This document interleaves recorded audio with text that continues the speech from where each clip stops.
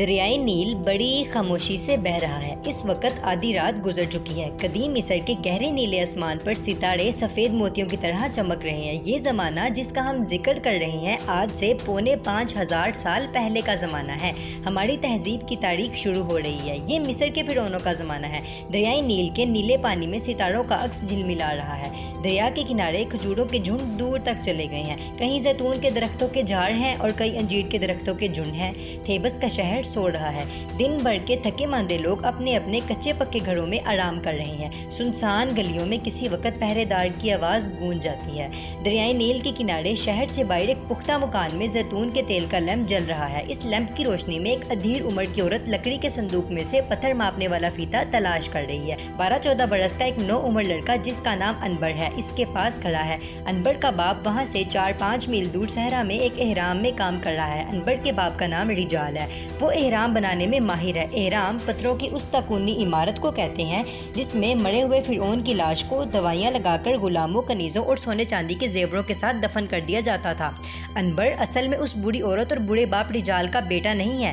آج سے 12-13 برس پہلے انبر انہی دریائے نیل کی لہروں میں ایک ننھی سی کشتی میں بہتا ہوا ملا تھا۔ وہ زمانہ مصر کے ایک ظالم فرعون کا زمانہ تھا۔ نجومیوں نے فرعون کو بتایا تھا کہ اس کے محل میں ایک لڑکا پیدا ہوگا جو بڑا ہو کر اسے زہر دے کر ہلاک کر دے گا۔ فرعون نے حکم دیا کہ محل میں جو بھی نیا بچہ پیدا ہو اسے قتل کر دیا جائے۔ 4-5 برس کے اندر اندر جتنے بچے محل میں پیدا ہوئے ان سب کو ہلاک کر دیا گیا۔ آخر ایک رات انبر فرعون کی ملکہ نفریتی کے ہاں پیدا ہوا۔ ملکہ کو معلوم تھا کہ فرعون کو پتہ چل گیا تو وہ اسے ضرور قتل کروا دے گا۔ اس نے اپنی ایک کنیز کے ساتھ مل کر بچے کو ایک ننھی سی کشتی میں لٹایا اور دریا کی لہروں کے حوالے کر دیا۔ اسے یقین تھا کہ اس کا بیٹا ضرور کسی نہ کسی کسان یا ماہی گیر کے ہاتھ آ جائے گا اور وہیں پرورش پائے گا۔ اس طرح وہ قتل ہونے سے بچ جائے گا اور کم از کم زندہ تو رہے گا۔ اگر خدا کو منظور ہوا اور زندگی رہی تو کبھی نہ کبھی اس کے بیٹے سے ضرور ملاقات ہو جائے گی۔ فرعون کو بچے کی پیدائش کا کوئی علم نہ ہوا۔ اسے یہی کہا گیا کہ ملکہ کے ہاں مردہ بچی پیدا ہوئی ہے جسے دفن کر دیا گیا ہے۔ ادھر ننھا انبر شہزادہ گھاس پھوس کی بنی ہوئی ایک چھوٹی سی کشتی میں دریا کے لہروں پر بہتا ہوا بہت آگے نکل گیا۔ دن چڑھا تو ادھیر عمر کا احرام مصر کا انجینئر رجال دریا کنارے پتھر کٹوا رہا تھا کہ اس نے کشتی میں ایک بچے کو دیکھا۔ وہ اسے اٹھا کر گھر لے آیا۔ ان کی ہاں کوئی اولاد نہیں تھی۔ اس کی بیوی بچے کو دیکھ کر بہت خوش ہوئی۔ انہوں نے انبر کو اپنے بچے کی طرح پالنا شروع کر دیا۔ اب انبر اس گھر میں پل کر 14 برس کا ہو گیا تھا۔ اسے بالکل بھی نہیں بتایا گیا تھا کہ وہ ان کا بیٹا نہیں ہے بلکہ انہوں نے انبر کو دریائے نیل سے اٹھا کر پالا ہے۔ وہ رجال کو ہی اپنا اصلی باپ اور اس کی بیوی کو اپنی ماں سمجھتا تھا۔ وہ دونوں بھی انبر سے اپنے بچے کی طرح ہی پیار کرتے تھے۔ انبر اپنے باپ کے ساتھ ہی بچپن سے کام کرتا آیا تھا۔ وہ بھی احرام بنانے کا کام سیکھ رہا تھا۔ اس کے ساتھ ساتھ اس نے اپنے باپ سے جنگلی بوٹیوں سے دوائیاں بنانے اور بیمار لوگوں کا علاج کرنا بھی سیکھنا شروع کر دیا تھا۔ اس رات وہ بھی اپنے باپ کے ساتھ شہر سے 4 کوس کے فاصلے پر ایک نئے احرام کی تعمیر کا کام کر رہا تھا۔ اس کا باپ رجال ہمیشہ انبر کو اپنے ساتھ کام پر رکھتا تھا۔ اچانک پتھروں کو ماپنے والا فیتہ ٹوٹ گیا۔ انبر کے باپ نے اسے گھر بھیجا کہ وہ صندوق میں سے نیا فیتہ لے آئے۔ انبر گھوڑے پر سوار ہو کر گھر آیا اور ماں سے کہا کہ اسے ابا جان نے نیا فیتہ لانے بھیجا ہے۔ اس کی ماں نے صندوق میں سے تلاش کے بعد نیا فیتہ نکال کر دیا اور کہا انبر بیٹا یہ لو فیتہ اور ہوشیار رہ کر واپس جانا۔ انبر نے ہنس کر کہا فکر نہ کرو ماں، میں ایک انجینئر باپ کا بہادر بیٹا ہوں، خدا تمہاری حفاظت کرے بیٹا۔ انبر نے فیتہ جیب میں رکھا اور گھوڑے پر سوار ہو کر اسے دراتے ہوئے دریائے نیل کے کنارے کے ساتھ ساتھ احرام کی طرف روانہ ہو گیا۔ آدھی رات کا وقت تھا۔ زیتون اور کھجوروں کے جھنڈ اندھیرے کی سیاہ چادر اوڑھے دور سے بھوت معلوم ہو رہے تھے، مگر انبر کو کسی قسم کا خوف یا ڈر محسوس نہیں ہو رہا تھا، اس لیے کہ وہ باپ کے ساتھ اکثر راتوں کو کام کرتا رہتا اور ادھر سے کئی بار گزرتا رہتا تھا۔ راستے میں ریت کے ایک اونچے ٹیلے کے دامن میں انجیروں کا ایک چھوٹا سا باغ تھا جس میں ایک جھونپڑی تھی۔ اس جھونپڑی میں اناتول نام کا ایک درویش رہتا تھا۔ اناتول درویش انبر سے بہت پیار کرتا تھا۔ انبر نے دیکھا کہ اناتول اپنی جھونپڑی کے سامنے بیٹھا خدا کی عبادت کر رہا تھا۔ انبر نے گھوڑے پر قریب سے گزرتے ہوئے اسے سلام کیا اور آگے نکل گیا۔ اناتول نے آنکھیں کھول کر انبر کو گھوڑے پر جاتے دیکھا اور پھر آنکھیں بند کر لی۔ اناتول درویش کو معلوم تھا کہ انبر ملکہ نفریتی کا بیٹا ہے۔ وہ فرعون مصر کی اولاد ہے اور شہزادہ ہے۔ وہ انجینئر رجال کا اصلی بیٹا نہیں ہے، مگر اس نے انبر کو کبھی نہیں بتایا تھا کہ وہ مصر کا شہزادہ ہے، کیونکہ اسے معلوم تھا انبر کو بتانے سے کوئی فائدہ نہیں۔ اگر فرعون کو پتہ چل گیا کہ اس کا بیٹا خفیہ طور پر رجال کے گھر میں پرورش پا رہا ہے تو وہ اسے گرفتار کروا کر ضرور قتل کروا دے گا۔ اب تک فرعون محل میں پیدا ہونے والے کتنے ہی شہزادوں کو قتل کروا چکا تھا۔ انبر کو احرام اب سامنے نظر آ رہا تھا جہاں اس کا باپ رجال دوسرے مزدوروں اور کاریگروں کے ساتھ کام کر رہا تھا۔ فرعون کے حکم سے اس کے بوڑھے دادا کے لیے یہ احرام خاص طور پر بنایا جا رہا تھا، کیونکہ دادا فرعون بہت بوڑھا ہو چکا تھا اور اس کی زندگی کا چراغ گل ہونے کو تھا، اس لیے فرعون آتون کے حکم سے احرام جلدی سے جلدی تیار کروایا جا رہا تھا۔ یہی وجہ تھی کہ انبر کے باپ رجال کو راتوں کو بھی کام کرنا پڑ رہا تھا۔ انبر نے احرام میں پہنچ کر فیتا اپنے باپ کے حوالے کیا اور خود بھی اس کے ساتھ کام کرنا شروع کر دیا۔ رجال بڑے بڑے کٹے ہوئے چورس پتھروں پر لوہے کی سینی سے نشان لگاتا جا رہا اور انبر ان نشانوں پر یادداشت کے لیے سفید روغن پھیرتا جا رہا تھا۔ دونوں باپ بیٹا احرام کے نچلے تہہ خانے میں کام کر رہے تھے۔ یہ وہ تہہ خانہ تھا جس کے اندر بوڑھے فرعون کی لاش کو تابوت میں بند کر کے رکھا جانا تھا۔ تہہ خانے کی دیواریں قیمتی پتھروں سے چن دی گئی تھی۔ درمیان میں سنگ مرمر کا ایک شاندار چبوترا بنایا گیا تھا۔ اس چبوترے پر فرعون کے تابوت کو ہمیشہ کے لیے رکھ دیا جانا تھا۔ دیواروں کے طاقوں میں سونے کے شمعدان روشن تھے۔ اس تہہ خانے کا صرف ایک ہی دروازہ تھا جو ایک بہت بڑی پتھر کی سل تھی۔ تابوت کو تہہ خانے میں رکھ دینے کے بعد اس سل کو آہستہ آہستہ اپنے آپ ہی بند ہو جانا تھا۔ اس کے بعد سل کو کوئی نہیں کھول سکتا تھا۔ اس زمانے میں دستور تھا کہ بادشاہ مرتا تو اس کے نوکر کنیزیں، کھانے پینے کا سامان، برتن، آرام کرنے کا پلنگ اور اس کا سونا چاندی اس کے ساتھ ہی تہہ خانے میں دفن کر دیے جاتے تھے، کیونکہ ان لوگوں کا خیال تھا کہ مرنے کے بعد اگلے جہان میں بادشاہ زندہ ہو جاتا ہے اور اسے تمام چیزوں کی ضرورت ہوتی ہے۔ یہی وجہ ہے کہ 5000 سال بعد آج کے زمانے میں جب ان اہرام مصر کی کھدائی ہوئی اور آثار قدیمہ کے ماہر تہہ خانوں کی پتھریلی سل توڑ کر اندر داخل ہوئے تو وہاں انہیں غلاموں اور کنیزوں کی لاشوں کے پنجر بھی ملے۔ ابھی تو ہم اس زمانے کا ذکر کر رہے ہیں جب یہ اہرام تعمیر ہو رہے تھے۔ انبر اپنے باپ رجال کے ساتھ کام کر رہا تھا کہ ان کا گھریلو ملازم پولکا چبوترے پر رکھی جانے والی سنگ مرمر کی سفید سل اٹھانے اندر داخل ہوا۔ اس نے سنگ مرمر کی سل زمین پر رکھی اور اپنے ماتھے پر آیا ہوا پسینہ پونچھ کر بولا، بڑے آقا، بادشاہوں کے مقبرے بناتے ہوئے میرے ہاتھوں میں تو چھالے پڑ گئے ہیں۔ اگر میں بادشاہ ہوتا تو کبھی اپنا مقبرہ نہ بناتا۔ رجال نے مسکرا کر کہا، پولکا، اگر تم فرعون ہوتے تو میں تمہارا مقبرہ بڑا شاندار بناتا۔ انبر نے کہا، پولکا، کیا خبر اگلے برس تم بادشاہ بن جاؤ۔ ملازم پولکا، جس کی عمر 40 سال تھی اور جو ایک بیل کی طرح ہٹا کٹا تھا، ہنس کر کہنے لگا، چھوٹے آقا انبر، میری اتنی قسمت کہاں کہ میں بادشاہ بن جاؤں۔ میں تو غلام ہوں اور غلام ہی مروں گا۔ بوڑھے رجال نے کہا، فکر نہ کرو پولکا، میں تمہاری لاش کو حنوط کروا کر بادشاہوں کے مقبرے میں دفن کر دوں گا۔ پولکا کہکا مار کر ہنسا اور بولا، بڑے آقا، یہ پتھر دل مقبرے بادشاہوں ہی کو سلامت رہے۔ میرے لیے مٹی کی کچی قبر ہی بہت ہوگی، مگر کبھی کبھی دل میں خواہش ضرور پیدا ہوتی ہے کہ کاش میں بھی بادشاہ ہوتا، پیٹ بھر کر ہرن، مون اور تیتر کا گوشت کھاتا، خرطوم کے سیب اور یروشلم کی میٹھی انجیریں کھاتا اور نرم نرم بستر پر سوتا اور غلام مور کے پنکھوں سے مجھے ہوا دے رہے ہوتے۔ بوڑھے رجال نے زیر لب مسکرا کر کہا، اچھا، ابھی تو اٹھ کر باہر سے پتھر اٹھا کر لاؤ، بادشاہ بننے کے خواب پھر دیکھ لینا۔ پولکا زمین پر سے اٹھا اور اتنا کہہ کر باہر نکل گیا، ہائے ری قسمت بیچارے پولکا، تیری قسمت میں تو پتھر ڈھونے ہی لکھے ہیں۔ اس کے جانے کے بعد بوڑھا رجال اور انبر دیر تک ہنستے رہے۔ پولکا ان کا بڑا وفادار غلام تھا۔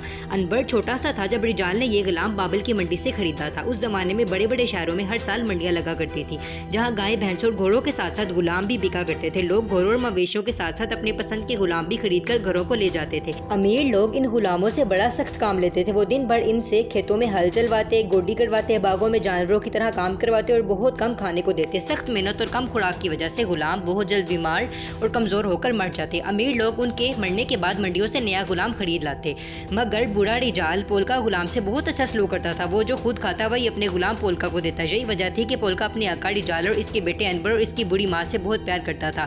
وہ ان کی ہر ضرورت کا خیال رکھتا اور ان کی ذرا سی تکلیف پر اپنی جان قربان کرنے پر بھی تیار ہو جاتا۔ بوڑھے رجال نے پولکا غلام کو بھی نہیں بتایا تھا کہ انبر اس کا بیٹا نہیں بلکہ مصر کے شاہی محل کا شہزادہ ہے۔ انبر کی ننھی سی کشتی میں سے اسے جو شاہی مہر ملی تھی وہ اس نے اور اس کی بیوی نے ایک پرانے صندوق میں سنبھال کر رکھی ہوئی تھی۔ رات بھر احرام میں کام کرنے کے بعد صبح کے وقت رجال، انبر اور پولکا واپس اپنے گھر آ گئے۔ انبر کی ماں نے ناشتہ تیار کر رکھا تھا۔ ناشتے میں اونٹ کے پائے کا شوربہ اور خمیری روٹی تھی۔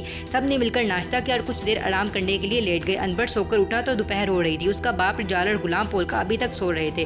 اس کی ماں دوپہر کا کھانا تیار کرنے میں لگی ہوئی تھی۔ انبر نے غلیل ہاتھ میں لی اور باہر نکل آیا۔ پیچھے سے اس کی ماں نے آواز دی، بیٹا انبر، زیادہ دور نہ جانا، کھانا تھوڑی دیر میں تیار ہونے والا ہے۔ میں دریا کے کنارے مرغا بیاں مارنے جا رہا ہوں، ابھی واپس آ جاؤں گا۔ اس کی ماں نے کوئی جواب نہ دیا۔ اسے معلوم تھا کہ اگر انبر کو روکا تو وہ کبھی نہیں رکے گا۔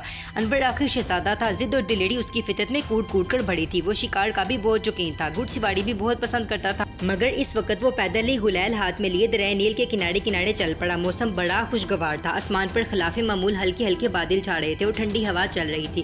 دریائے نیل کا پانی بڑے سکون سے بہ رہا تھا اور ماہی گیر کشتیوں میں بیٹھے مچھلیوں کا شکار کر رہے تھے۔ انبر کو پیچھے سے کسی نے آواز دی۔ انبر نے پیچھے مڑ کر دیکھا، یہ بوڑھا گوگوش تھا جو گھوڑوں کا چارہ فروخت کرتا تھا اور اس وقت اپنے مکان کے آگے اگی ہوئی انگور کی بیل کو پانی دے رہا تھا۔ سلام چچا، جیتے رہو بیٹا انبر، کہاں جا رہے ہو اس وقت؟ مرغابیوں کا شکار کھیلنے جا رہا ہوں چچا۔ بیٹے جانوروں کو نہ مارا کرو، یہ تو قدرت کی معصوم بھولی بھالی نشانیاں ہیں۔ چچا کیا کروں، مجھے شکار اچھا لگتا ہے۔ وہ تو ٹھیک ہے انبر بیٹا، مگر کبھی کبھی جانوروں سے پیار بھی کیا کرو، یہ اچھی بات ہے۔ ابھی تو شکار کر لوں چچا، پھر پیار بھی کر لوں گا۔ تمہاری مرضی بیٹے، ویسے تم ہمیشہ منمانی کرتے ہو اور یہ کوئی اچھی بات نہیں۔ دونوں باتیں ہی کر رہے تھے کہ اچانک دریا کے اوپر کی طرف سے شور سا مچا اور ماہی گیروں نے اپنی کشتیاں کناروں کی طرف لانا شروع کر دی۔ پھر شاہی غلاموں کا ایک بیڑا آیا اور اس نے ماہی گیروں کو ہنٹروں سے مارنا شروع کر دیا۔